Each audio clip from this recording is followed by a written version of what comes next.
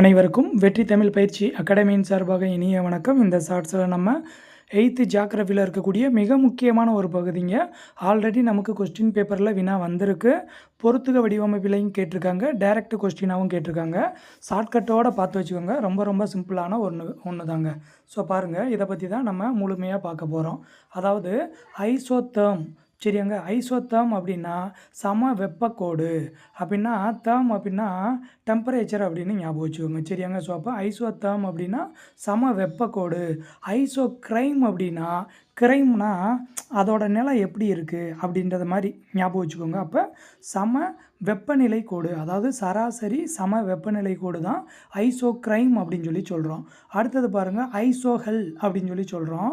ஹெல்லுனா நீங்கள் ஹீலியம்னு ஞாபகம் வச்சுக்கோங்க. ஏன்னா சூரியனில் இருக்கக்கூடிய வாயு வந்து ஹீலியமும் இருக்குது, சரிங்களா. ஸோ அந்த ஹெல் அப்படின்னா ஹீலியம் அப்படின்னு ஞாபகம் வச்சுக்கிறோம். ஏன் அப்படின்னா சம சூரிய வெளிச்ச கோடை தான் நம்ம வந்து ஐசோஹெல் அப்படின்னு சொல்லி சொல்கிறோம். அடுத்தது பாருங்கள், ஐசோபார். ஐசோபார் அப்படின்னா சம காற்றழுத்தம்.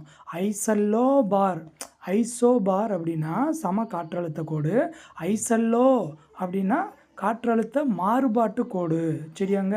ஏன்னா செல்லை ஞாபகம் வச்சுக்கிறணும். செல்லுன்னா நம்ம மொபைலில் பார்த்தீங்க அப்படின்னா நம்ம டேட்டா மாறிக்கிட்டே இருக்காங்க. நம்ம ஒரு 6 மாதத்துக்கு வந்து அமௌண்ட்டு போட்டோம்னா அடுத்த ஒரு 6 மாதத்துக்கு பார்க்கும்போது அதுக்குள்ளே அதோட பிளானை மாற்றிடுறாங்க.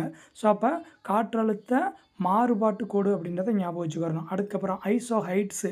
ஹைட்டில் இருந்து தானுங்க நமக்கு வந்து மழை பெய்யுது.